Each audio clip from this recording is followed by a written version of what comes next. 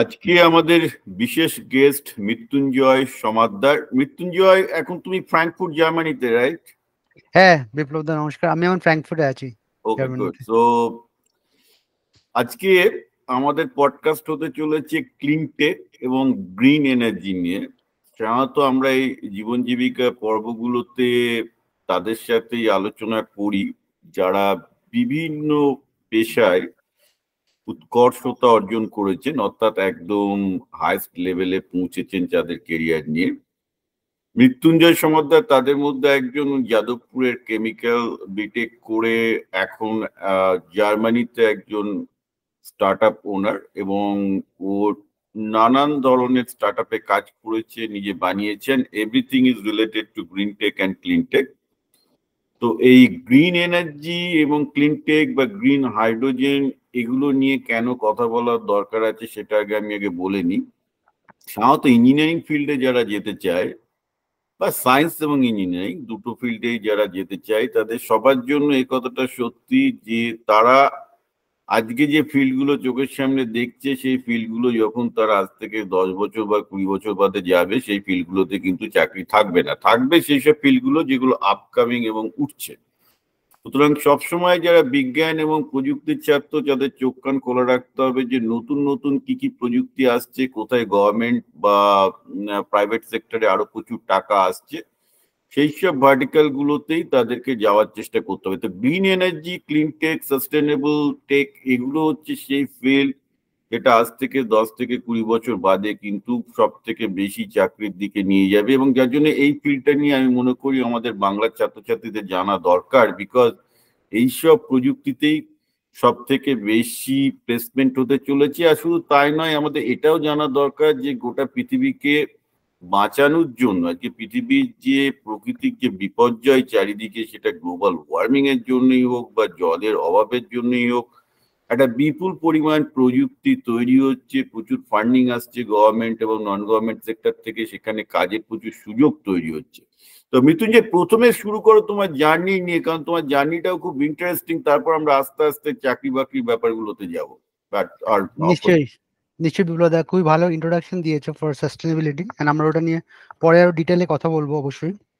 আমার personal journey, yes, I hope it is interesting. আমি শিবপুরে বড় হয়েছি, হাওড়া শিবপুর থেকে আমি বিলং করি। তো শিবপুর এরিয়াতে আমি বড় হয়েছি, যেই দানেশ শেখলেন জায়গাটার নাম। তো it has been predominantly factory area. তো ওখানে যারা ফ্যাক্টরিতে কাজ করতো, আমার বাবা ওখানে গেস্কিন উইলিয়ামস নামে ফ্যাক্টরি ছিল বড়, গেস্কিন উইলিয়ামস, স্যাঙ্কি। তো যারা ওই কারখানাতে শ্রমিক শ্রেণীর লোক বা বিভিন্ন লেয়ারে কাজ করতো, তো দি area develop around those industry. Typical হাওড়াতে যে ইন্ডাস্ট্রি এরিয়া, সেই ইন্ডাস্ট্রি বেল্টে আমি বড় হয়েছি। তো ওখানে আমি গভর্নমেন্ট স্কুলে পড়েছি, হাওড়া শিবপুর শ্রীমৎ স্বামী প্রজ্ঞানন্দ সরস্বতী বিদ্যালয় নামে ওখানকার পরিচিত একটি স্কুল, ভালো স্কুল। তো গভর্নমেন্ট স্কুলে আমি পড়াশোনা করেছি। বেঙ্গলি মিডিয়াম স্কুল ছিল না English medium school? Bangla medium, একদম বাংলা মিডিয়াম স্কুলে পড়াশোনা করেছি। আমার মনে হয় যে আমাদের সময় তখন ইংলিশও খুব ভালো পড়ানো হয়েছে। তখন যেটুকু ইংলিশ শিখেছি আমার স্কুলেই শিখেছি, স্কুলের টিচারদের কাছে। অ্যারাউন্ড ক্লাস 6 or 7 থেকে তখন ইংলিশ শেখানো হতো, and that has been totally sufficient two be honest. তো ওখানে যেটা ইন্টারেস্টিং পার্ট ছিল আমার পার্সোনাল লাইফে, যে একটা ছিল যে যেহেতু it was very modest background, আমি মধ্যবিত্ত বলবো না, নিম্ন মধ্যবিত্ত ব্যাকগ্রাউন্ডই বলবো। তো that was a limitation, financial limitation was there. আর সেকেন্ড, যেটা আমার পার্সোনাল ইন্টারেস্ট সবসময় ছিল খেলাধুলায়। তো আমি খুবই একদম মানে ক্লাসের থেকে বা স্কুলের থেকে বাইরেই বেশি থাকতাম। ফুটবল খেলতাম, প্রফেশনালও খেলতাম, ডিস্ট্রিক্ট লেভেলে ফার্স্ট ডিভিশনও খেলেছি কসবা সেন্ট্রাল নামে একটি ক্লাবে কলকাতার, তখন অলরেডি 16 বছর 17 বছর বয়সে। তো খেলাধুলা নিয়ে আমি থাকতাম, ফুটবল বলো, ক্রিকেট বলো, ভলি, সাঁতার, তো এগুলো নিয়ে থাকতাম। পড়াশোনা খুবই কম করতাম। তো ওই জন্য I become very popular in my friend circle. সবাই বলতো, মৃত্যুঞ্জয় যদি পড়াশোনা এত কম করিস তাও এত ভালো রেজাল্ট হচ্ছে, বোর্ড এক্সাম, জয়েন্ট এন্ট্রান্স। তো টিউশনি খুব কম করতাম, টিউশনি খুবই, আমি ক্লাস 11-এর আগে, that is another I would say second factor যেটা আমি মেনশন করতে চাই, যে এক তো আমি প্রচুর খেলাধুলা করতাম, আর সেকেন্ডলি আমি টিউশন খুব কম করেছি। একটা কারণ ছিল যে আর্থিক যেহেতু লিমিটেশন ছিল, আর সেকেন্ডলি যেহেতু আমি প্রচুর টাইম খেলাধুলায় দিতাম। তো আমি ক্লাস 11 অব্দি আমার পাড়ার, আমার নিজের ফ্যামিলির একজন বলতে পারো যে এক্সটেন্ডেড ফ্যামিলির নিজের কাকার মতো, নিজের কাকাই, তো তার কাছে আমি পড়েছি। তার কাছে পড়তেও খুবই আনঅর্থোডক্স স্টাইলে, জাস্ট নিজেই সেলফ স্টাডিতেই উনি বেশি আমাকে জোর দিতেন, জাস্ট নিজেই পড়তাম আর টেস্ট পেপার থেকে মক টেস্ট দেওয়া, টেস্ট পেপার প্র্যাকটিস করা।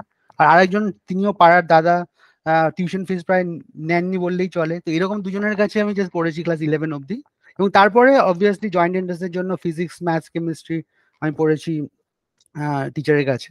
তো এই দুটো ফ্যাক্টরের জন্য মৃত্যুঞ্জয় একটু তাহলে তোমার এই এই এই ব্যাপারটা অ্যাকচুয়ালি আমার যারা বিভিন্ন গেস্ট এসছে, আগের দিন ছিল অজয়, তার আগে ছিল রিতম বা সুমন্ত, করণ, যারা মডেস্ট মানে একদম নিম্ন মধ্যবিত্ত ব্যাকগ্রাউন্ড থেকে এসছে, সবাই একটা জিনিস আমাকে কিন্তু বলেছে যে বেসিক্যালি এখন দেখে মনে হয় যে আমাদের যেটা বলেছি তাদের বাবা মা যে গরিব ছিল, এটা ছিল এক ধরনের ব্লেসিং, এক ধরনের আশীর্বাদ। বাবা মা গরিব থাকাটা একদম আশীর্বাদ। বাবা মার পকেটে টাকা থাকলেই টিউশনিতে পাঠিয়ে দিত, আর টিউশনিতে পাঠিয়ে দেওয়া মানে মাজাটা ভেঙে দিত, আর জীবনে দাঁড়াতে পারতো না।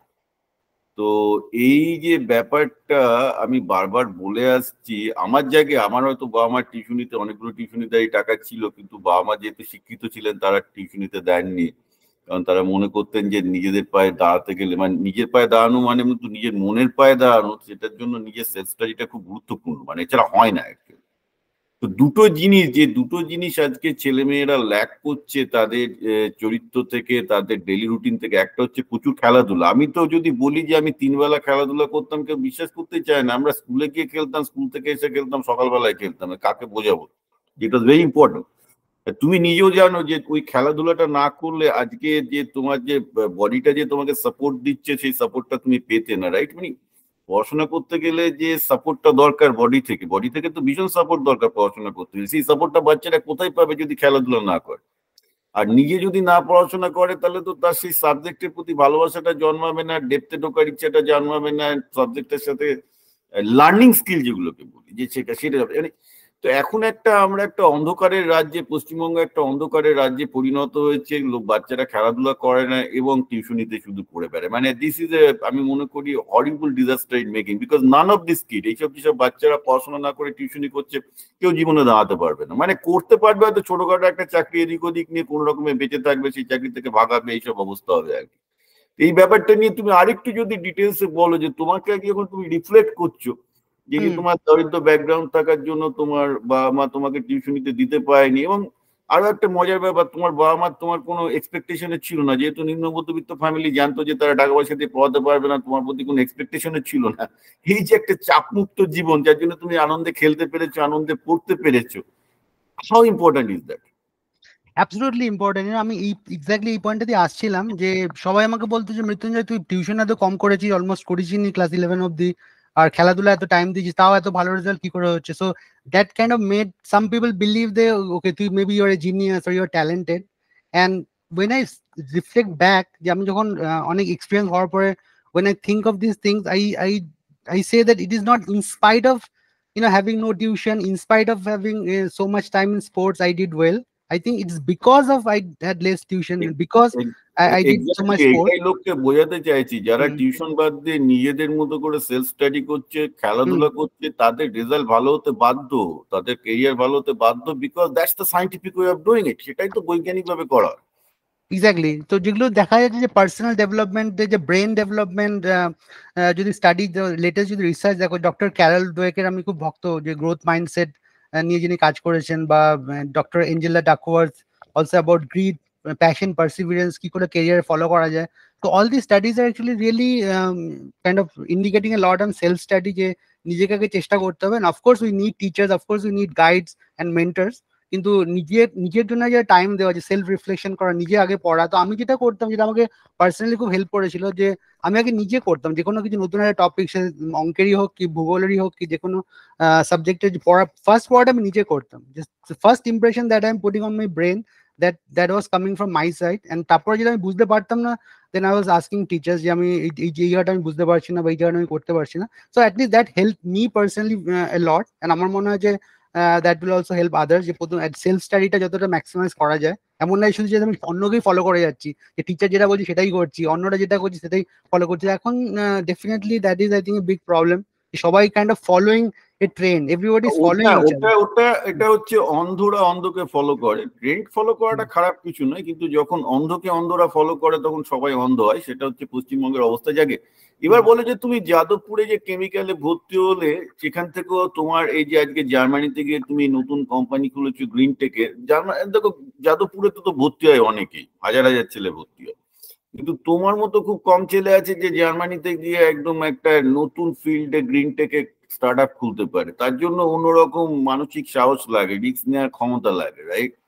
তো প্রথমে বলো যে তোমার যাদবপুরের লাইফ কিরাম ছিল, এবং যাদবপুরের লাইফ আদৌ তোমাকে রিস্কের জন্য তৈরি করেছে কিনা। আর একটা ব্যাপার হচ্ছে এই যে এটা প্রেটি শিওর যে তুমি মানে যেটাকে বলে আর কি ট্রেন্ডে থাকতে চাওনি, মানে বাকি আরো 5-10 জন যা করতে চাই সেটা করতে চাওনি, তুমি একটু অন্যরকম হতে চেয়েছো, ঠিক আছে?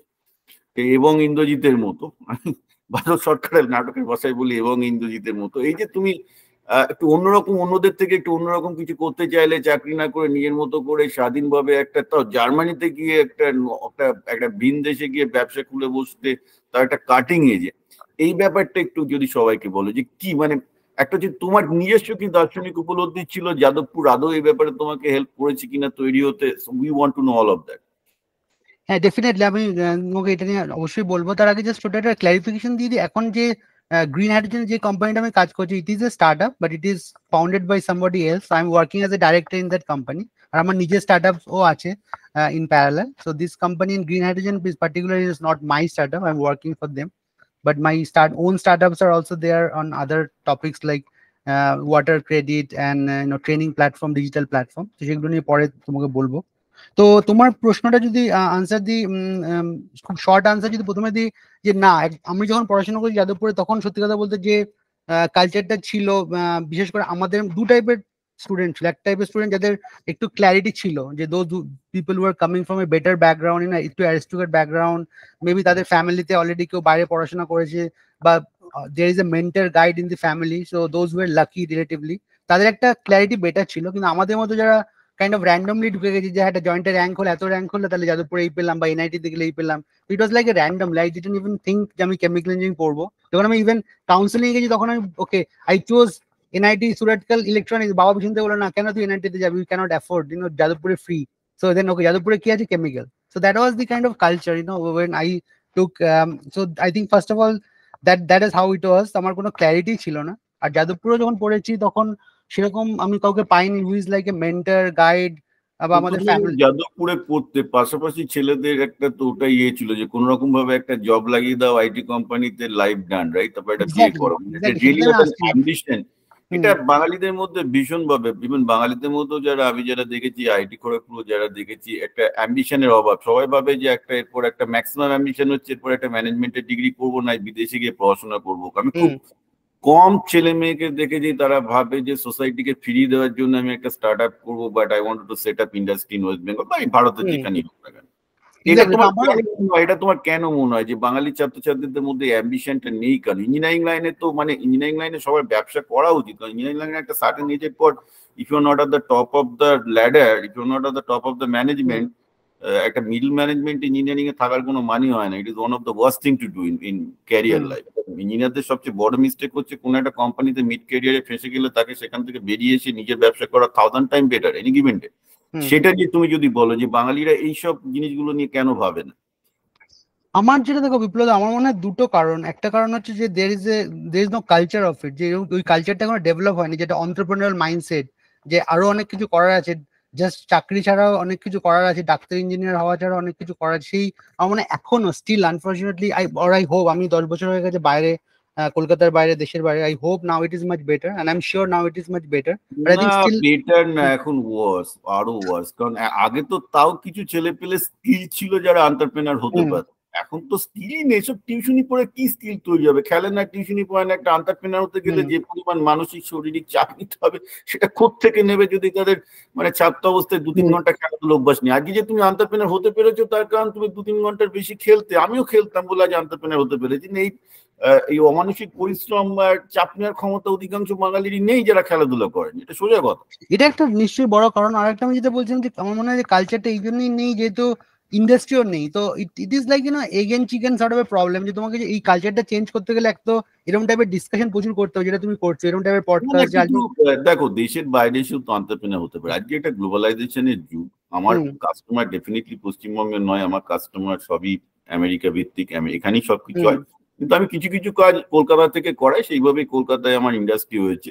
তুমিও যেমন ধরো তুমি গ্রিনে করেছো, তুমি কলকাতায় ডেফিনেটলি, যদিও স্কিল লোক পা কলকাতায় খুব মানে অসুবিধা অবভিয়াসলি, যেটা হয় একটা টোটাল স্কিল লোকেদের এবং ট্যালেন্টেড লোকেদের, প্রতিভাবান লোকেরা কলকাতায় থাকতে চায় না। কলকাতায় প্রতিভা নেই তা না, কিন্তু যে কটা প্রতিভাবান লোক জন্মায় তারা মানে আস্তে আস্তে সব কলকাতা ছেড়ে সবাই চলে যায়, ফলে কলকাতাতে ব্যাক অফিস করাও মুশকিল, সেটাও আমি মানি। কিন্তু একটা তো আমি মনে করি যে সোসাইটিকে কেউ যদি ফিরিয়ে দিতে চায়, নানাভাবে ফিরিয়ে দিতে পারে। সে একটা এনজিও করতে পারে, সে সোশ্যাল অ্যাক্টিভিস্টও হতে পারে, আবার সে একটা কোম্পানি খুলে সেখানে কলকাতায় কোনো মানে একটা ইউনিট করতে পারে, ইঞ্জিনিয়ারিং ইউনিট করতে পারে, যাতে স্থানীয় ছেলেরা চাকরি করে। অনেকে অনেকভাবে ভাবতে পারে যে পশ্চিমবঙ্গের জন্য কি ফিরিয়ে দেওয়া সম্ভব, ইন মাই ভিউ। হ্যাঁ, এবার সমস্যাটা যেটা দাঁড়াচ্ছে, আমি যেটা লক্ষ্য করছি, তুমি বোধহয় একটা জিনিস নোটিশ করনি, সেটা হলো এই যে আজকে কিন্তু তুমি এন্টারপ্রেনার হতে পেরেছো, সেটা কিন্তু তোমার ওই নিম্ন মধ্যবিত্ত ব্যাকগ্রাউন্ড, কারণ তোমার কাছে হারানোর কিছু নেই। Because you can take the risk. তুমি কেন রিস্কটা নিতে পেরেছো? কারণ কালকে যদি তোমার লাইফস্টাইল খুব খারাপ হয়ে যায়, সেটা যতই খারাপ হোক না কেন, তোমার সে নিজে যে লাইফস্টাইলে তুমি বেড়ে উঠেছো তার থেকে নিচে যাবে না, no matter what it does. এই যে কনফিডেন্সটা, যার জন্য কি হয়, তুমি যদি দেখো যে বাঙালিদের মধ্যে তো যে কটাই এন্টারপ্রেনার এসছে, সবাই আইদার এসছে খুব আপার মিডল ক্লাস ব্যাকগ্রাউন্ড থেকে, যাদের টাকা পয়সার অভাব নেই, যাদের ওটা মিক্স দিতে পারে, আর না হলে এসছে অ্যাকচুয়ালি একদম লোয়ার মিডল ক্লাস ব্যাকগ্রাউন্ড থেকে, যারা অ্যাকচুয়ালি ঠিক আছে আমি যদি হারিয়েও যাই কতটা করবো, আমি আগে যে গরিব অবস্থায় ছিলাম তার থেকে তো গরিব হবো না। এই মধ্যেখানের যে ব্যাংকটা আছে, সেই ব্যাংকটা ভীষণ রকমের ভীতু, কোনো রিস্ক নিতে পারে না, সবসময় ভয়ে আছে। আচ্ছা, এবং আজকে চাকরিটা যদি হারিয়ে যায় তাহলে কালকে বউ ছেলেকে কি খাওয়াবো, লেজিটিমেট থিঙ্কিং, আমি বলছি না যে সেই থিঙ্কিংটা নেই, ফলে তারা রিস্ক নিতে পারছে না, এবং যার জন্য তারা যে একটা জায়গায় আটকে গেছে আর কি, মিডল জায়গায় গিয়ে। হ্যাঁ, বলো এবার তুমি তুমি তোমার ব্যাপারটা। হ্যাঁ, আমি দেখো আমার পার্সোনাল এক্সপেরিয়েন্স থেকে বলবো, যেটা আমাকে হেল্প করেছিল to break this barrier. So you are absolutely right. So there is kind of a stuck situation. So এই স্টাক সিচুয়েশন থেকে আমাদের বেরোতে হবে, রাইট? টু হ্যাভ টু, আমি পার্সোনালি প্রচন্ড পজিটিভ মাইন্ডসেটের optimistic kind of person, so I still have hope. তো আমাকে যেটা হেল্প করেছিল যে in simple terms trial and error. তো আমি প্রচুর বিভিন্ন জিনিস ট্রাই করেছি। প্রথম কথা, আমি ক্যাম্পাসিং, আমার জব খুব দরকার ছিল ফ্যামিলি সিচুয়েশনের জন্য। তো আমার ইচ্ছা ছিল জিআরই দিয়ে বাইরে যাবো কি আইআইটি তে এমটেক করতে যাবো, বাট যেহেতু ক্যাম্পাসিং ইন্টারভিউ আমি এইচপিএল এ পেয়ে যাই, তো আমি হলদিয়াতে যাই ফার্স্ট জবে। তো সেখানে গিয়ে I was into operations, I learned a lot. কিন্তু আমার মনে হলো যে না, অপারেশন ঠিক আছে, কিন্তু আমি অ্যাজ এন ইঞ্জিনিয়ার আমি যেটা শিখেছি, আমি ডিজাইন করতে চাই, ডিজাইন ইঞ্জিনিয়ারিংটা আমি অ্যাপ্লাই করতে পারছি না অপারেশনে। ঠিক আছে, আমি অনেক কিছু শিখলাম, but let me try design. So I move to a design company, a Danish company. তো ওরা জাস্ট ইন্ডিয়াতে তখন ঢুকেছিল ডেনমার্ক থেকে। So they took me to Denmark for training. আমি ডেনমার্কে ultimately I ended up living in Denmark couple of years. তো তারপর ডেনমার্ক থেকে আবার আমি ইন্ডিয়া ফিরে আসি, যে না ইন্ডিয়াতেই ফিরবো, ডেনমার্কে থাকবো না। I got a permanent job offer, but I came back to India for family, for parents. কিন্তু then I immediately became frustrated যে ইউরোপে যেটা শিখছিলাম, যে এত সুন্দর ওয়ার্ক কালচার ছিল, টেকনোলজি শিখছিলাম, স্ট্র্যাটেজি শিখছিলাম, and all the company headquarters at least in my line are in Europe. তো আমি ডিসাইড করে আবার ফিরে আসবো, তখন আমি জার্মানিতে আসি এবং লাইন চেঞ্জ করি। আমি কনস্ট্যান্টলি লাইন চেঞ্জ করেছি, যে এটাও শিখতে হবে, ওটাও শিখতে হবে। চেঞ্জ টু ডিজাইন, তারপর ডিজাইন থেকে আমি আর&ডি তে যাই ফর ডেভেলপমেন্ট অফ প্রোডাক্টস। তারপর আমি সেলস প্রপোজালে মুভ করি, ultimately business development strategy. So I tried everything. I also met people from different countries. ডেনমার্কে আমি থেকেছি, জাপানে গেছি, কয়েক মাস থেকেছি, এখন জার্মানিতে আছি, ফ্রেঞ্চ কোম্পানিতে কাজ করেছি, চাইনিজ কোম্পানিতে করেছি। তো দিস এক্সপোজার টু, যেটা বলেন না কূপমন্ডু, বাঙালিতে আমার মনে হয় এটা, আমি নিজের বলতে পারি ফ্রেন্ড সার্কেল বা এক্সটেন্ডেড ফ্যামিলি সব দেখি যারা কূপমন্ডু হয়ে থাকে না, যে নিজের জায়গা থেকে বেরোতে পারে না। So that I think is also factor. So you have to go out, you have to give yourself exposure to different culture, different type of people, যেটা আমাকে খুব হেল্প করেছিল। কারণ আমার এন্টারপ্রেনার যে অ্যাম্বিশনটা আই ডিসকভার্ড যখন আমি জার্মানিতে ছিলাম অ্যারাউন্ড 7-8 বছর আগে। Then I kind of after lot of things happen and after lot of trial and error I realise maybe আমি যদি কোনো কোম্পানিতে সিও হয়ে যাই, I will not be happy, because my core personal values is freedom and flexibility. তো I realise যে maybe entrepreneur হলে নিজের যদি কোনো কোম্পানি চালাই, সে ছোটই হোক বড়ই হোক, কি এটা আমি ইয়েই হয়ে যায়, যেখানে কাইন্ড অফ ফ্রিল্যান্সারও যদি হয়ে যায়, I am free. So identifying your personal core values I think it's very important. যে তুমি নিজে কি করতে চাও, এমন নয় সবাইকে এটাই করতে হবে, সবাইকে বিজনেস করতে হবে, কি সবাইকে ডাক্তার হতে হবে। So that really help me, this trial and error method, because আমার কোনো গাইড ছিল না, মেন্টর ছিল না, কোনো প্রপার ক্ল্যারিটি ছিল না। So this trial and error kind of finally helped me identify, okay, maybe entrepreneurship is good for me, maybe working for a startup is good for me, because freedom, flexibility, I don't like rules, I don't like 9 to 5 job. So this kind of experimentation really helped me. So that I would say বাঙালিতে যেটা করতে হবে যে you have to go out, really you have to go out, you have to try different things, and that is kind of taking a risk.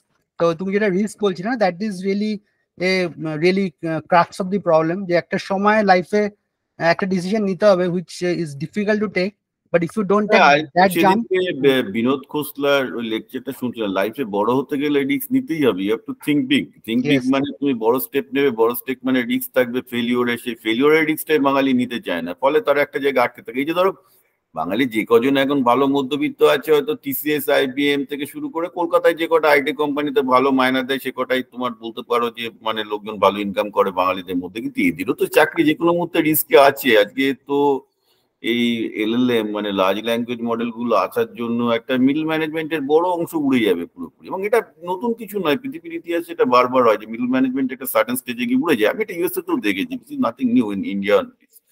তো যাকে এটা তোমার এবার আমরা কাজের ফিল্ডে আসি, যে এবার তুমি সবাইকে বোঝাও যে গ্রিন ফিল্ডটা কি, গ্রিন এনার্জি ফিল্ডটা কি, ক্লিন টেকটা কি, এখানে কত চাকরি তৈরি হচ্ছে, কিভাবে কোন ব্যাকগ্রাউন্ড থেকে, শুধু কেমিক্যাল নয়, এখানে সব ফিল্ড থেকে লোকজন আসতে পারে, সব ফিল্ড থেকে, সেখানে কি এখন জব করছে, কি কেন হচ্ছে, কোথা থেকে বাজেট আসছে। So I think we all want to know this. হ্যাঁ, এটা যদি একটু আমি কনটেক্সটটা দিই, ব্যাকগ্রাউন্ড যেটা তুমিও ব্রিফলি টাচ করেছিলে পয়েন্টটা, যে মেইন যে ব্যাকগ্রাউন্ড হচ্ছে যে climate, in simple terms climate crisis. And climate ক্রাইসিসের জন্য যে COP21, COP22, রিসেন্টলি দুবাইতে COP28 হলো। So this is kind of a pivotal organisation who are giving direction. তো তার মধ্যে একটা যেটা kind of a landmark breakthrough যেটা COP হয়েছিল, COP21 হয়েছিল ডিসেম্বর 2015 প্যারিসে, তারপরে যেটা প্যারিস এগ্রিমেন্টও হলো। So that really define and give clear indication যে কোন দিকে আমাদের পৃথিবীটা যাচ্ছে যদি আমরা কোনো ড্রাস্টিক অ্যাকশন না নিই। সেটা হলো যে temperature rise, global temperature rise যদি আমরা প্রি ইন্ডাস্ট্রিয়াল লেভেলে যেটা ছিল অ্যাভারেজ গ্লোবাল টেম্পারেচার, সেটা থেকে যদি ডেল্টা +2 চলে যায়, then it's a catastrophic kind of situation. So it will not be anymore, মানে বাস করা যোগ্য থাকবে না আমাদের পৃথিবী যদি প্রি ইন্ডাস্ট্রিয়াল এরিয়া থেকে এজ থেকে +2 ডিগ্রি চলে যায়, and preferably even 1.5. So Paris Agreement kind of declared that we must try everything possible to limit this temperature rise compared to pre-industrial area to +1.5 degrees. So that is the kind of a basis of all these sustainability related activities. এবং এটার আরেকটা খুব important factor যেটা আমাদের মাথায় রাখতে হবে, যে this is a global problem. So what does it mean it's a global problem?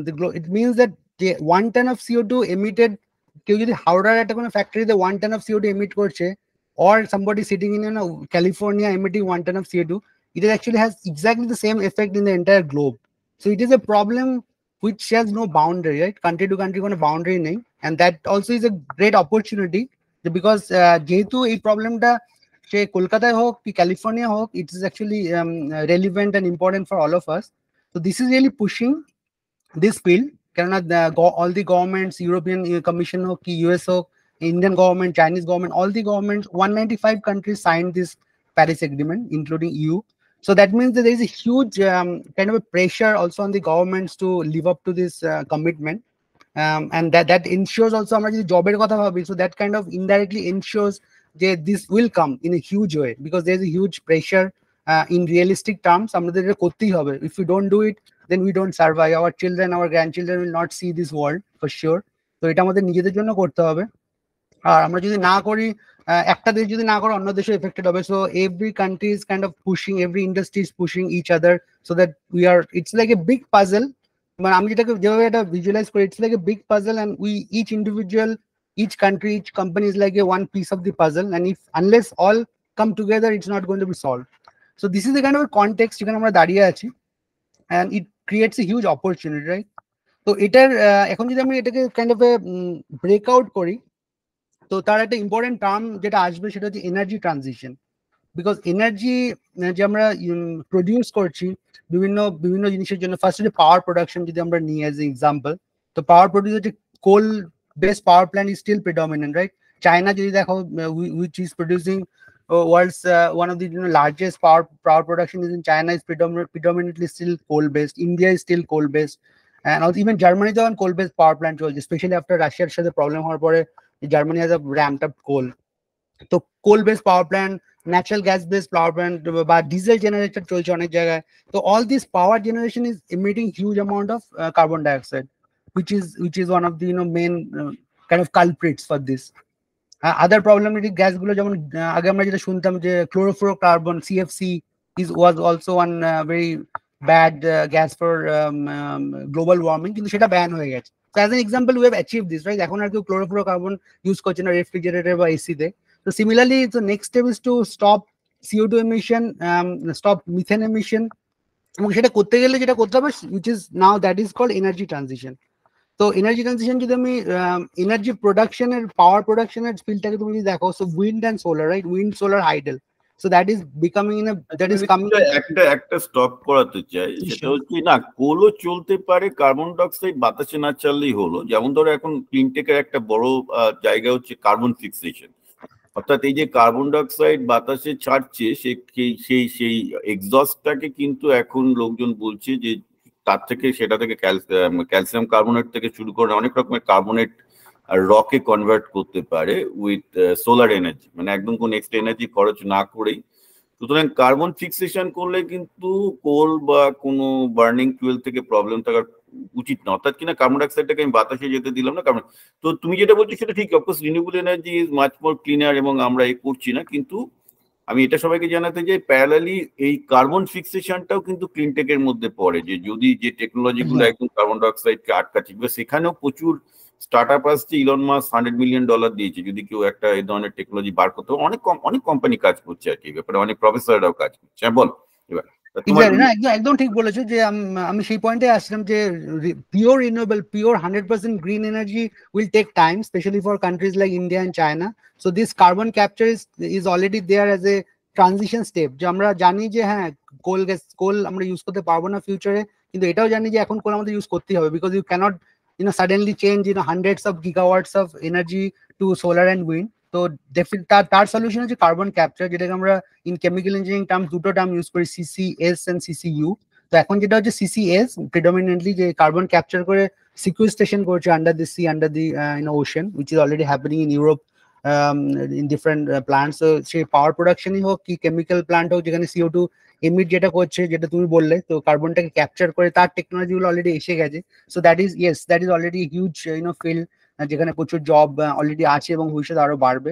Carbon capture technology গুলো, সেই প্ল্যান্ট গুলো বানানো এবং তারপর সেটাকে আন্ডার সি সিকুয়েস্ট্রেশন করা। So that is one part is CCS. The other part, the other application is called CCU, carbon capture and utilization.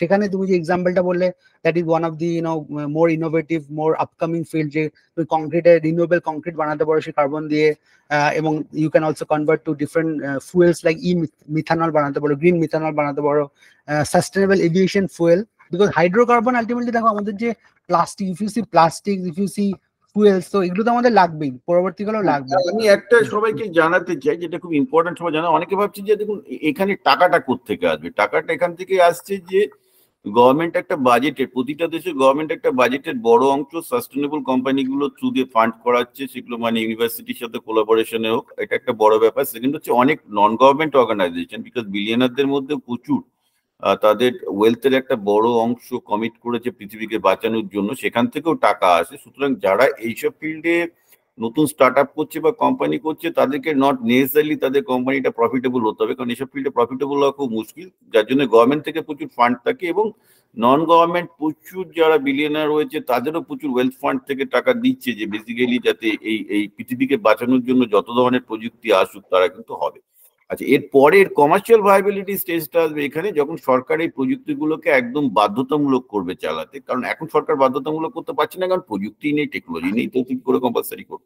এটা নিয়ে তুমি যদি একটু বলো, মানে পিপল আন্ডারস্ট্যান্ড যে কেন এটা ইম্পর্টেন্ট এন্ড কিভাবে তাদের চাকরি আস্তে আস্তে বাড়বে।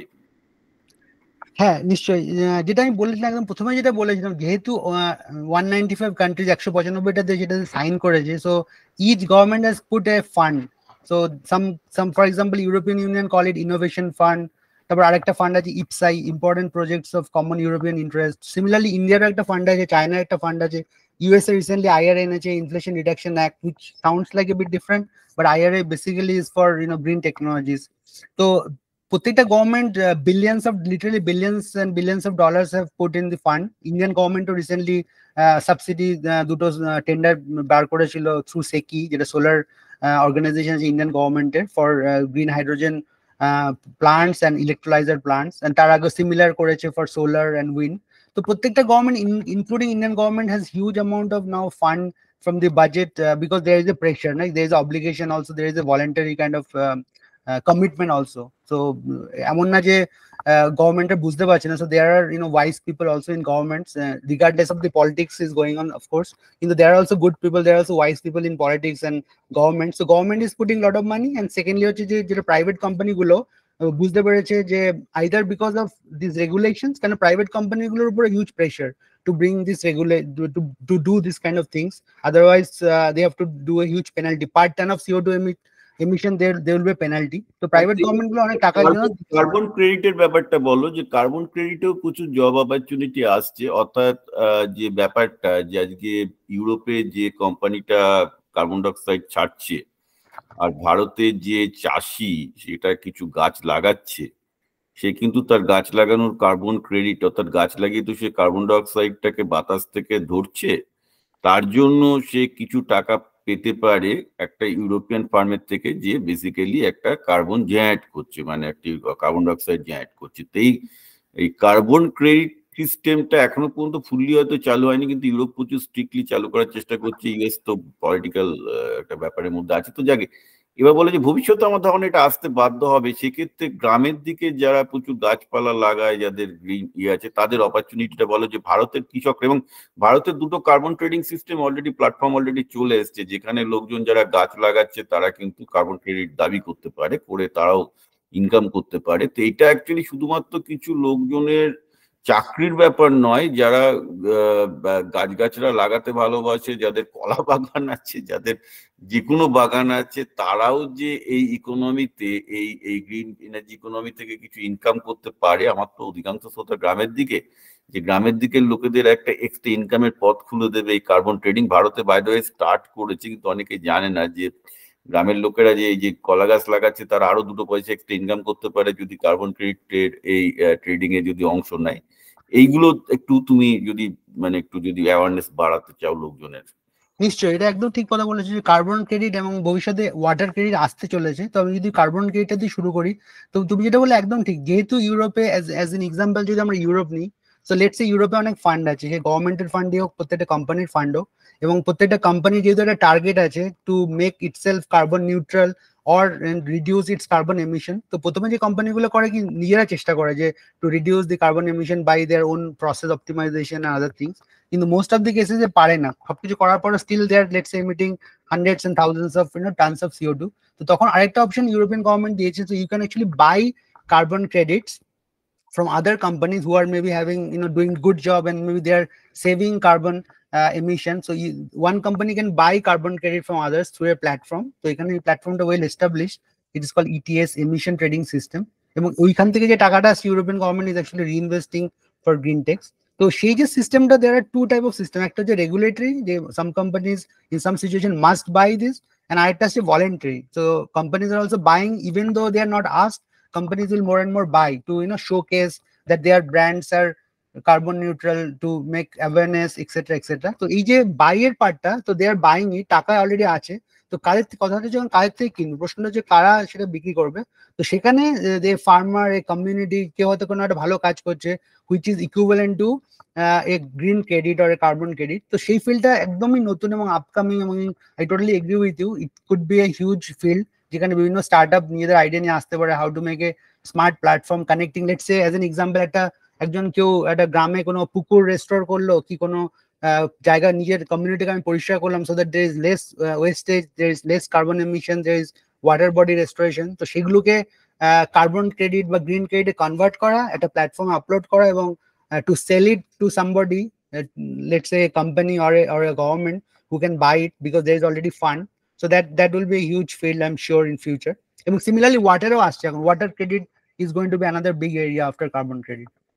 হ্যাঁ, এইখানে একটা ব্যাপার, আমি আসলে যেহেতু পশ্চিমবঙ্গের জন্য করছি, গ্রামের দিকে যাদের লোকজন আছে তারা যদি কার্বন ক্রেডিটে ভারতে অংশ নিতে চায়, প্রথম কাজ হচ্ছে যে ছোটখাটো ভাবে তো অংশ নেওয়াটা মুশকিল, তাদের একটা কোঅপারেটিভ ফার্মিং বা কোঅপারেটিভ করতে হবে আর কি। তো একটা সমস্যা যেটা দাঁড়িয়ে গেছে সেটা হচ্ছে খুব ক্ষুদ্র চাষি হলে যেমন তার প্রযুক্তি নিয়োগে নতুন টাইপের টেকনোলজি করারও সমস্যা আছে, আবার বিভিন্ন ধরনের চাষিদের জন্য যে এক্সট্রা ইনকামের যে সুযোগগুলো আসছে কার্বন ক্রেডিট বা ওয়াটার ক্রেডিট থেকে, সেগুলো নেওয়া অসুবিধা, কারণ সেই পরিমাণ তো শিক্ষা তারা পাচ্ছে না। আর স্কুলগুলো থেকে তো তুমি জানোই এখন স্কুলগুলো থেকে শুধুমাত্র অশিক্ষিত তৈরি করা হয়। তো এটা খুব চিন্তার ব্যাপার আর কি। তো এই যে একটু স্কুলগুলোতে যদি এগুলো শেখাতো যে ছোটবেলা থেকে যে কার্বন ক্রেডিট কি কি করে তুমি যদি চাষ করো কার্বন ক্রেডিটের বিনিময়ে যাক বছরে যদি কয়েক হাজার টাকাও পায় একটা চাষির জন্য, ফ্যামিলির জন্য অনেক, রাইট? তো সেইগুলো আমাদের দেশে এখনো পর্যন্ত মানে আমাদের শিক্ষা ব্যবস্থার সাথে যোগ হয়নি। আমি একটা জিনিস বলি যে পাঞ্জাব, উত্তরাখণ্ড, মহারাষ্ট্রের কৃষকরা কিন্তু আস্তে আস্তে তাদেরকে একটা উদ্যোগ আছে, অনেক রকম এনজিওরাই উদ্যোগ নিচ্ছে, বা পশ্চিমবঙ্গে আসলে এত বেশি মানে রাজনৈতিক পরিবেশটা গ্রামের দিকে বিষিয়ে গেছে, ভীষণভাবে রাজনৈতিক পরিবেশ পশ্চিমবঙ্গে গ্রামের দিকে কলুষিত, কিছু মাফিয়া রাজ আছে। এই ধরনের কাজ খুব কঠিন। তো পশ্চিমবঙ্গে পলিটিক্যাল ক্লিনিংটা দরকার। পলিটিক্যাল ক্লিনিংটা যদি হয় তাহলে আমার ধারণা এখান থেকে চাষিরাও এই কার্বন ক্রেডিট সিস্টেম থেকে ক্লিনটেক থেকে করতে পারবে। তো একটা তুমি বড় মেসেজ যেটা এখানে সেটা হচ্ছে এই যে এই ক্লিনটেকে কিন্তু থেকে আজকে 100% আমাদের বাংলার 100% পপুলেশনই কিছু না কিছু ইনকাম করতে পারে যদি তারা গ্রিন ইনিশিয়েটিভ নেয়।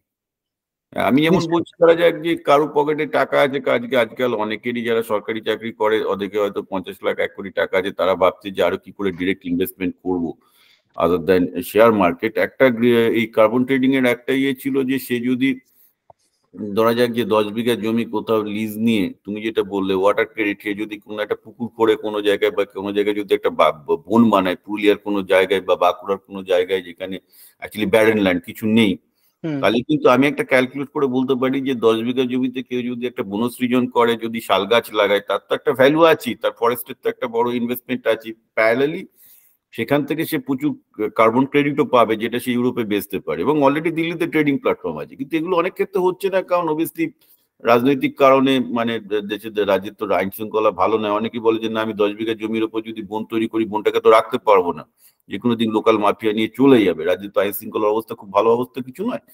তো এইগুলো সমস্যাগুলো আছে, কিন্তু আমি এটাই বলতে চাইছি যে অপরচুনিটি কিন্তু ক্লিনটেকে সবার জন্য খুব বড় রকম ভাবে তৈরি করেছে। মানে একদম এটা কোনো নয় যে কোনো ইন্টেলিজেন্ট ছেলেরা এখানে চান্স পাবে, এটা কিন্তু একদম খুব সাধারণ লোকেরাও নানান ভাবে নানান ক্যাটাগরি থেকে এটাকে পার্টিসিপেট করতে পারে in order to be part of that large green economy. এবার তুমি গ্রিন হাইড্রোজেন নিয়ে বলো, গ্রিন হাইড্রোজেন নিয়ে প্রচুর তোমার কাজ। আর এখানে গ্রিন হাইড্রোজেন নিয়ে ভারতেও খুব হইচই হচ্ছে, ভারত তো নাকি গ্রিন হাইড্রোজেনের লিডার হবে। তো গ্রিন হাইড্রোজেনের ফিউচার কি, আর গ্রিন হাইড্রোজেনের সাথে নন গ্রিন হাইড্রোজেনের কি পার্থক্য, সেটা সবাইকে যদি বুঝিয়ে দাও। কারণ এখানে অলরেডি কেন্দ্রীয় সরকার গ্রিন হাইড্রোজেন নিয়ে অনেক কিছু বলেছে, কিন্তু লোকজন জানি না গ্রিন হাইড্রোজেন কি। নিশ্চয়ই। তো আমি প্রথমে গ্রিন হাইড্রোজেনের ডেফিনেশনটা দিয়ে দিই, তারপর আমি একটু কানেক্ট করবো the dots, how it is connected to the climate crisis and other things. তো গ্রিন হাইড্রোজেনের ডেফিনেশনটা হচ্ছে খুবই simple. So if we use green electricity, for example wind, solar or hydel, যেখানে কোনো কার্বন ফুটপ্রিন্ট নেই, সেই গ্রিন ইলেকট্রিসিটি ইউজ করে যদি আমরা সেটাকে ওয়াটার ইলেকট্রোলাইসিস সিস্টেমে সাপ্লাই করি, so basically that means we need green electricity and pure water, demineralized, deionized clean water দরকার।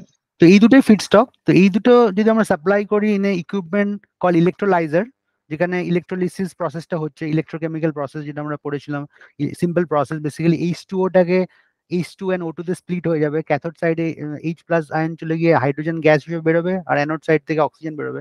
তো it's a very simple process, although the industrial স্কেলে যখন বানাবো there will be complicated equipment, but the process is very simple. The green electricity you supply in water electrolysis, and you produce hydrogen, and that hydrogen will be called green because there is no carbon footprint. And there is another kind of a background why it was called green. যে hydrogen actually কিন্তু যারা আমাদের লাইনে আছে, chemical লাইনে বা oil and গ্যাসে আছে, আমরা জানি, বা ফার্টিলাইজারে যারা আছে তারা জানেন hydrogen is nothing new. So already globally 100 million, approximately 100 million tons of hydrogen is produced because of ammonia. So ammonia feedstock হচ্ছে hydrogen.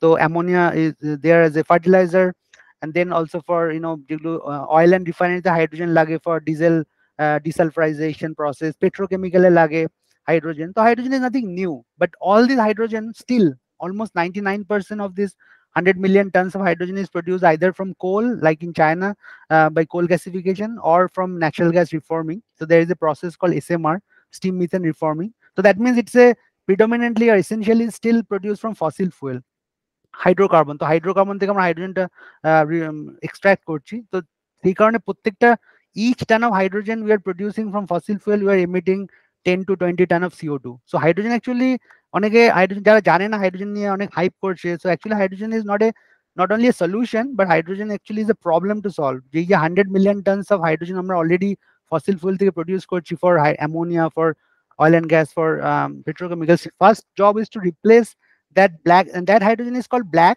because or gray, because we are producing a lot of CO2. So তারপরে যেটা next স্টেপটা হচ্ছে blue hydrogen. So blue hydrogen means the same process like you're producing from coal or gas, but you're capturing the CO2. তো ওখানেও carbon ক্যাপচারের ব্যাপারটা আসছে for blue hydrogen. And then finally green hydrogen, যেটা আমি প্রথমে বলেছিলাম যে if you use renewable power and water electrolysis. So that was also kind of a color progression from black, which was from coal gasification hydrogen, then gray, natural gas steam reforming, then blue is with carbon capture, the old process but with carbon capture, that is blue hydrogen, and finally green. So এই প্রোগ্রেশনটা হচ্ছে এখন। তো this is really a new field, আর এটার application হচ্ছে যেটা আমি প্রথমে বললাম যে এক্সিস্টিং যে হাইড্রোজেনটাকে রিপ্লেস করা। তো already there is a huge market to do that. And secondly হচ্ছে যে আমি পাওয়ার প্রোডাকশনের কথাটা বলেছিলাম, আরেকটা বিগ অ্যাপ্লিকেশন হচ্ছে ট্রান্সপোর্টেশন, রাইট, মোবিলিটি। এই যে diesel car, petrol car, already ইউরোপে আই ক্যান টেল ইউ, জার্মানিতে মোস্ট অফ দিন লোকে ভাবে যে ইলেকট্রিক ভেহিকেলটা ক্লিন, ইলেকট্রিক ভেহিকেল যে ক্লিন নয় পুরোপুরি, কারণ সেটা হচ্ছে কোলমান CO2 থেকে আসছে, মানে ডিরেক্ট না করে ইনডিরেক্ট বানাচ্ছে। তো তুমি এটা বলো যে CO2 মানে মানে বেসিক্যালি যে এখন যে একটা মানে ইলেকট্রিক ভেহিকেলের ক্রেজ এসছে, তো ইলেকট্রিক ভেহিকেলের থেকে হাইড্রোজেন চালিত ভেহিকেল কেন অনেক বেশি গ্রিন এবং কেন অনেক বেশি ভায়াবল, মানে অনেক বেশি কমার্শিয়ালি বলো, প্র্যাকটিক্যালি ভায়াবল, এইটা নিয়ে একটু বলো। কারণ অনেকে এটা ভাবি যে যে গোটা ভারতে সবসময় একসময় ডিএল চালিত কার থাকবে না, ইলেকট্রিক ভেহিকেল চলে আসবে, চোখের সামনে তারা সেটাই দেখছে, যেটা ক্লিনও বটে, কারণ কার্বন ডাইঅক্সাইড দিচ্ছে না, তো অন্য কোথাও কার্বন ডাইঅক্সাইড যাচ্ছে। কিন্তু আমি পরে বলবো, লোকে এটা জানে না যে ইলেকট্রিক ভেহিকেল ভারত কেন আমেরিকাতেও মানে 100% লোকের ইলেকট্রিক ভেহিকেল থাকে, 100% কেন মানে 90% লোকের ইলেকট্রিক ভেহিকেল থাকলে তাই রব হয়ে যাবে গ্রিড গুলোর ওপর। তো তুমি এবারে বলো যে কেন লোকজন হাইড্রোজেন চালিত ভেহিকেলের দিকে বেশি যাচ্ছে as a more cleaner solution than electric vehicle? কেন ইলেকট্রিক ভেহিকেলের থেকে হাইড্রোজেন চালিত ভেহিকেলটাই ভবিষ্যৎ হতে চলেছে, ফিউচার আরো বেটার? হ্যাঁ, তো আমি এখানে একটু, যেহেতু আমি ফিল্ডে ডাইরেক্টলি কাজ করছি, তো আমি একটু তোমাকে I would like to clarify a bit. আমার মনে হয় না যে it will be like this কি hydrogen will be better than electric vehicle, but I'll explain কি why both will have its own space. যে এখন ultimately যেটা হবে যে diesel, petrol, all sort of fossil fuel first of all will be replaced by power, right? So power means either you use direct power like in electric vehicle, যেখানে তুমি directly তুমি ব্যাটারিতে charge করছো, battery use করছো in electric motor.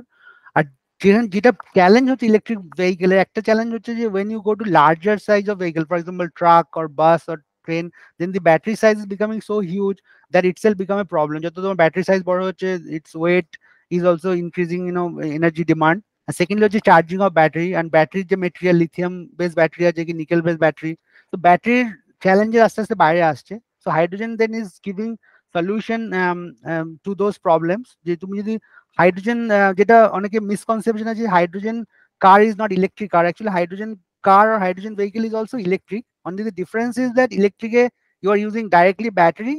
For electric motor, hydrogen you use a fuel cell on board to produce the electricity on board, but ultimately there is an electric motor. So it is both actually electric vehicle. One is battery electric vehicle, BEV, and the hydrogen is called hydrogen fuel cell electric vehicle. So their hydrogen actually giving the solution. The hydrogen, first of all, you can fill in the car or the truck or bus like diesel or petrol in 2 minutes you can fill it. It's not that half an hour, 1 hour charging like Tesla.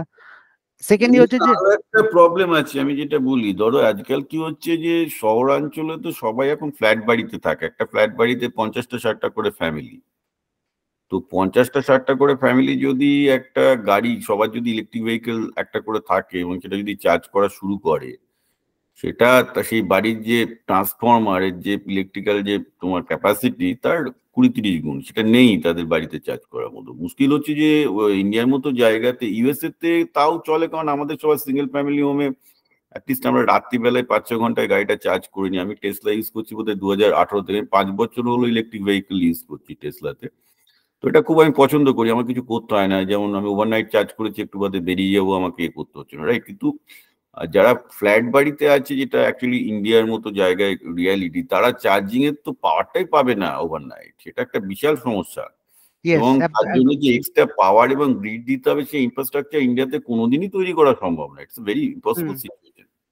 তো hydrogen vehicle করলেও হাইড্রোজেনেরও similar infrastructure তৈরি করতে হবে, but because it's a gas and the expectation is that যেরকম ভাবে petrol ডিজেলের যেহেতু it's a liquid pipeline যেমন আছে, গ্যাস পাইপলাইন অলরেডি আছে, সো ন্যাচারাল গ্যাসের পাইপলাইন আছে, so similarly hydrogen pipeline, hydrogen infrastructure will be easier. So your right, that is one factor. কিন্তু যেটা আমাদের মাথায় রাখতে হবে যে hydrogen, when you are talking about, we are talking about green hydrogen, right, which is also coming from power. So এখানে base যেটা সবসময় ফান্ডামেন্টাল, যেটা সবসময় মাথায় রাখতে হবে, যে পাওয়ার যেটা আমি ইউজ করছি either for electric vehicle like Tesla or for green hydrogen, the power always should be green. If the power is already coal or gas based, then you're already gone, right? So then doesn't matter যে তুমি electric vehicle use করছো or hydrogen use করছো, because you're already emitting the CO2 not in the city where you're driving, but you're emitting the CO2 where you're producing the power. So first fundamental হচ্ছে পাওয়ারটাকে green করতে হবে, and then you use electric vehicle where it makes sense, and where it cannot make sense, then you use hydrogen. So hydrogen definitely will have a huge space in bus, truck, even in small vehicles and ships. So shipping এখন hydrogen you can convert to ammonia and methanol. So for shipping, for aviation fuel, যেটা প্লেনের জন্য যে ফুয়েলটা লাগে অনেকে জানে না, it's basically kerosene. It's just a type of kerosene, যেটাকে আমরা ইন টেকনিক্যাল টার্ম বলা হয় aviation turbine fuel.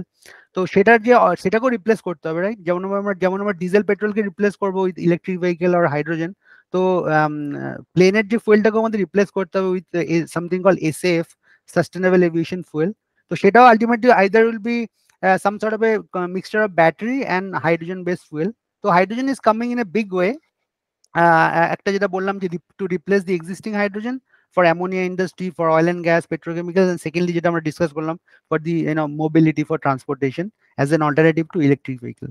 So it is going to create huge amount of job, and Indian government already এই ফিল্ডে প্রচুর কাজ হচ্ছে। এবার আর একটা জিনিস আমি তোমাকে বলি, যে জিনিসটা লোকজনকে এখানে সবসময় বলে আসছি, এবার পশ্চিমবঙ্গে ঢুকলে দাদা চাকরি চাই, চাকরি চাই। আরে বাবা, তুমি দেখো, তুমি তোমার ইন্ডাস্ট্রিতে দেখো, ক্লিনটেকে তুমি কটা ঠিকঠাক লোক পাও। আমি ধরো ইন্টারনেট অফ থিংস এ কাজ করি, আমি সেন্সার সিস্টেমে প্রায় সমস্ত ইঞ্জিনিয়ারিং ফিল্ডের সাথে জড়িত, যেহেতু সেন্সার সিস্টেমে আছে। কোনো স্কিল লোক নেই পশ্চিমবঙ্গে, ঠিক আছে? ভারতও কম আছে, কিন্তু পশ্চিমবঙ্গে একদমই নেই। আমি বারবার করে বলছি যে জবের কোনো প্রবলেম নেই পৃথিবীতে, এত নতুন ইঞ্জিনিয়ারিং কাজ হচ্ছে, এত গভর্নমেন্টের ফান্ড, সব জায়গাতে প্রচুর কাজের আছে, কিন্তু লোকজন তো তৈরি নয়, কেউ স্কিল্ড নয় তো কাজ করার জন্য। পশ্চিমবঙ্গে একটা মেজরিটি লোকজন একটা স্কুলের চাকরি করবো বলে ধরে বসে আছে, বিএড করবো, তো ওটা তো স্কিল নয়। স্কুলের চাকরিটা একটা মোটো স্কিল, কিছুর মধ্যে ফেলা যায় না। তো তারা এখন সমস্যা যেটা হয়ে গেছে, আজকে স্কুলের চাকরি চুরি হওয়ার জন্য তাদের হঠাৎ করে টনক নড়েছে যে অন্য টাইপের প্রফেশন বা অন্য টাইপের পেশা কি আছে, রাইট? তো এইটা একটা সবার কাছে পৌঁছানো দরকার, যে অ্যাকচুয়ালি পৃথিবীতে কর্মযোগ্য চলছে, ক্লিনটেকে কর্মযোগ্য চলছে, আরো অনেক ফিল্ডে কর্মযোগ্য চলছে। আমি সেগুলো কাজ থেকে দেখছি, সব জায়গাতে প্রচুর অপরচুনিটি, আমি ব্যবসা প্রচুর করতে পারি, কিন্তু কাজের লোক নেই তো, কোনো স্কিল ম্যান পাওয়ার তৈরি হচ্ছে না। ধরো তোমার গ্রিন এনার্জিতে কাজ করার জন্য আজ একটা ভালো কেমিক্যালের, ভালো মেকানিক্যালের, ভালো ইলেকট্রিক্যালের, ভালো ফিজিক্সের, ভালো কেমিস্ট্রির লোক দরকার, ইভেন ম্যাথামেটিক্সেরও লোক দরকার। কোথায় পাবে তুমি সেসব লোক? একদম স্কিল ডেভেলপমেন্ট, ইউর রাইট, যে এগুলো একটা তো টেকনোলজি ডেভেলপমেন্ট করছে বড় বড় কোম্পানি কি স্টার্টআপ, কিন্তু আলটিমেটলি হিউম্যান রিসোর্স, রাইট? আমার মনে হয় যে একটা অনেকগুলো ক্ষেত্রে তোমার খুব দুর্ভাগ্যজনক সিচুয়েশনও আছে, যেমন কেমিস্ট্রি ফিজিক্সে প্রচুর ছেলে পেলে পিএইচডি করে সব বেকার ঘুরে বেড়াচ্ছে, কিন্তু তারা যদি পিএইচডিটা তাদের নিজেদের পিওর কেমিস্ট্রি বা ফিজিক্সে না করে যদি ক্লিনটেকে করতো, আজকে অনেক ভালো চাকরি করতো। এটা কালকে দিন অজয় বললো যে ওরা যদি পেট্রোল, এটাও একটা লোকজন বোকার মতো কাজ করে, যে ফিজিক্স কেমিস্ট্রি করে ফিজিক্সে পিএইচডি করছে, ইলেকট্রিক কেমিক্যাল ইঞ্জিনিয়ারিং এ করে কেমিক্যাল ইঞ্জিনিয়ারিং এ পিএইচডি করছে। তারা যে একটা নতুন টাইপের একটা ফিল্ডে গিয়ে কাজ করবে, যেখানে একটা মাল্টিডিসিপ্লিনারি কাজ করার স্কোপ আছে এবং যে ফিল্ডগুলোতে প্রচুর ফান্ডিং আসছে, সেটার দিকে কেউ পিএইচডি করতে যায় না। মাস্টারমশাই পিএইচডি করিয়ে দেবে, ওটাও হয়েছে সেই টিউশনি করে পাস করার মতো ব্যাপার এখন পিএইচডিটা। তারপর বলে পিএইচডি করে আমি কেন চাকরি পাচ্ছি না, আমাকে কেন প্রাইভেট কলেজগুলোতে এত কম মাইনেতে 30,000 টাকা মাইনেতে চাকরি করতে হচ্ছে। So people have to understand the issue, যে তারা একটা ঠিকঠাক ফিল্ডে কাজ করছে না। এখন যে ফিল্ডে টাকা আছে সেই ফিল্ডে যদি কাজ না করে, আজকের দিনে কেউই টিকতে পারবে না।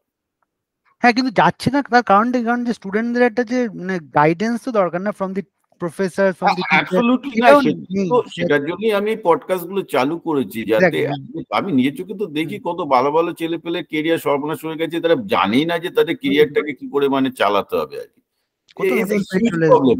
Huge problem in Bengal. মানে বাংলা সবথেকে এখন বলতে পারো যে ভারতবর্ষের সব থেকে পিছিয়ে থাকা রাজ্যগুলোর মধ্যে অন্যতম, একদম প্রচন্ড রকম ভাবে পিছিয়ে থাকা একটা রাজ্য, সব দিক থেকে, মানসিকতার দিক থেকে, অর্থনীতির দিক থেকে। তাই এটার তো উত্তরণ তো রাজনৈতিক ভাবে হবে না, এটা উত্তরণ করতে গেলে লোকজনকে এইসব ইনফরমেশন গুলো জানতে হবে যে আরো কত জায়গায় কত কাজ করার স্কোপ আছে, কিভাবে করতে পারে। এবং এইসব ব্যাপারে মানে বাবা মারাও যেমন পিছিয়ে আছে, তারাও এইসব ধরো শুনতে চায় না, মানে তারাও চোখের সামনে যা দেখে, তারপর প্রাইভেট ইঞ্জিনিয়ারিং কলেজের সেলসের লোকগুলো এসে তাদেরকে টুপি পরিয়ে দিয়ে চলে যায়। হ্যাঁ, তারা যে এই যে আমার এতগুলো পডকাস্ট করেছে কেউ শুনবে না আমি জানি, আমি তাও চেষ্টা করছি যদি 10টা লোকও শুনে, 10টা ছেলেরা যদি কেরিয়ার মাঝে তাও ভালো আর কি, বাকি I don't think that even going to listen even. তো এইগুলো কিছু করার নেই, আমরা একটা মানতে হবে একটা জায়গাটা একসময় ভারতের সব থেকে এগিয়ে থাকা জায়গাটা এখন সবচেয়ে ভারতের পিছিয়ে থাকার জায়গা হয়ে গেছে, এটা ইতিহাসের রায় বলতে পারো, যে ইতিহাসে এরকম হয়। তো আশা করছি যে আগামী দিনে তোমাদের মতো যারা কলকাতা থেকে উঠে যারা বিভিন্ন জায়গায় স্টার্ট আপ করেছে, তোমাদের কথা শুনে যদি কিছু ছেলে বুঝতে পারে যে না, তারা আশেপাশে যে জিনিসগুলো দেখছে, আশেপাশে একটা ছেলে যাদবপুর থেকে কেমিক্যালে পাস করে কোন রকমের টিসিএস এ ঢোকার চেষ্টা করছে একটা 3.5 লাখ টাকার মাইনে, this is like an absolutely wastage of that talent, right? পড়াশোনা, সেই জায়গাটা থেকে যারা তারা মুক্তি পেতে পারে, যে তারা অন্তত বুঝতে পারে যে না, আমি তো বলবো যারা কেমিক্যাল ইলেকট্রিক্যালে পড়েছে, যাদবপুরের মতো জায়গা থেকে পড়েছে, তাদের তো একটা নিজস্ব কনফিডেন্স চালু হওয়া উচিত যে আমি 4-5 বছর বাদে কোনো একটা জায়গা থেকে, আগে আমি ইউরোপ আমেরিকা থেকে কাজ করে এসে তারপর আমি একটা ওয়েস্ট বেঙ্গলে নিজের ইন্ডাস্ট্রি তৈরি করবো, দিয়ে বিদেশে বেরবো। ইটস পসিবল, অনেকেই করছে। এই অ্যাম্বিশনটা থাকতে হবে, এক্স্যাক্টলি অ্যাম্বিশনটা যাতে লোকজনের তৈরি হয়, লোকে যাতে স্বপ্ন দেখতে পারে, কিন্তু স্বপ্ন তো এমনিতে দেখতে পারে না, তাদের সামনে একটা রোল মডেল থাকা দরকার, যে তুমি একটা রোল মডেল হতে পারো, যে তুমি যাদবপুরের মতো থেকে একটা ভীষণ নিম্নবিত্ত ফ্যামিলি থেকে এসে আজকে তুমি জার্মানিতে ব্রিনটেকে তুমি স্টার্ট আপ করছো। I think this is what excite the people. আজকে যারা আমার অধিকাংশ শ্রোতায় গ্রাম বাংলার নিম্ন মধ্যবিত্ত ফ্যামিলি, তারা অন্তত বুঝুক যে তারা এই স্বপ্নটা দেখতে পারে। না নিশ্চয়ই, এটা আমাদেরও রেসপন্সিবিলিটি প্রত্যেকের যে একে অপরকে হেল্প করা। তো এই জন্যই আমিও খুবই খুশি তোমার এই পডকাস্টে জয়েন করে। তো আমার মনে হয় দেখো নিকিতা, আমার খুব সিম্পল ফিলোসফি যে there is a saying charity begins at home, right? তো আমার মনে হয় যে খুব এই প্রবলেম, আই টোটালি এগ্রি যে ওয়েস্ট বেঙ্গলের যে সিচুয়েশন খুবই বড় লেভেলে প্রবলেম হয়ে গেছে, কিন্তু সেটা সলিউশন যদি আমার মনে করতে যে প্রত্যেকের নিজের যা ক্যাপাসিটি আছে সেই অনুযায়ী ছোট ছোট স্টেপ নিতে হবে। সো লেটস অ্যাটিটিউড চেঞ্জ করতে হবে, লোকজনের রিস্ক নেয়, অ্যাটিটিউড না। টিউশনি ছাড়ানোর রিস্কটা নিতে পারে না, তো তাদের জীবনে কি হবে? টিউশনি একটা ক্ষতিকর জিনিস, সেটা ছাড়ানোর রিস্ক নিতে পারছে না, 7টা টিউশনি দিচ্ছে, তাদেরকে তুমি কি এন্টারপ্রেনারশিপ আর কি ব্যবসায় রিস্ক নিতে বলবে? ইট ইজ দ্য রিডিকুলাস পজিশনে চলে গেছে লোকজনের। না সেটাই বলছি, তুমি যখন এই পডকাস্ট গুলো করছো, এই অ্যাওয়ারনেসটা দেওয়ার নিজেদের যতটা সম্ভব করে যেতে হবে আমাদেরকে, এটা আমার মনে হয় আমাদের রেসপন্সিবিলিটি। তারপরে লেটস সি হোয়াট হ্যাপেন্স। আমার মনে হয় let's do what we can, let's be positive, let's be optimistic. আমার মনে হয় পজিটিভ না থাকলে এসব করতামই না। আমাকে সবাই বলে যে আমি অন্ধের দেশে চশমা বিক্রি করছি, আমি কখনোই হাল ছেড়ে দিই না। অন্ধের দেশে চশমা বিক্রি করছি হয়তো এটা সত্যি, কিন্তু এটাও আমি বিশ্বাস করি যে পশ্চিমবঙ্গে এখনো কিছু ভালো শিক্ষক এবং লোকজন আছেন নিশ্চয়ই, যারা আস্তে আস্তে বুঝতে পারছেন, যারা জানেন যে আমি যে কথাগুলো বলছি সত্যি, তারা এটা জাস্ট মানে কি বলবো না, মানে সংখ্যাগরিষ্ঠ চাপ, সামাজিক চাপের জন্য ঠিক ভাষাটা পাচ্ছেন না। আমি তাদের মুখে ভাষাটা দিচ্ছি যে দেখো এতগুলো সাকসেসফুল লোক হয়েছে, তারা কিন্তু টিউশনি না করে, তারা টিউশনের বিরুদ্ধে বলছে, তারা বলছে সেলফ স্টাডি করো, তারা বলছে খেলাধুলা করো, শরীরচর্চা করো। তো সবাই জানে না, তো না, একটা বড় অংশ তো এখনো আছে জানে, কিন্তু তাদের এই মনের জোরটা দরকার আছে, যে তাদের মধ্যে যাতে আত্মবিশ্বাস আছে, তাদের ছেলেগুলো যাতে একটি স্বপ্ন দেখতে পারে। ঠিক আছে, চলো, খুব ভালো আলোচনা হলো। পরে তোমার সাথে আমি আবার আরো ডিটেলস গ্রিন টেক নিয়ে কোনোদিন বসবো। ওকে, নিশ্চয়ই বিপ্লব, আমি রেকর্ডিং স্টপ করছি, চল। ওকে, বাই।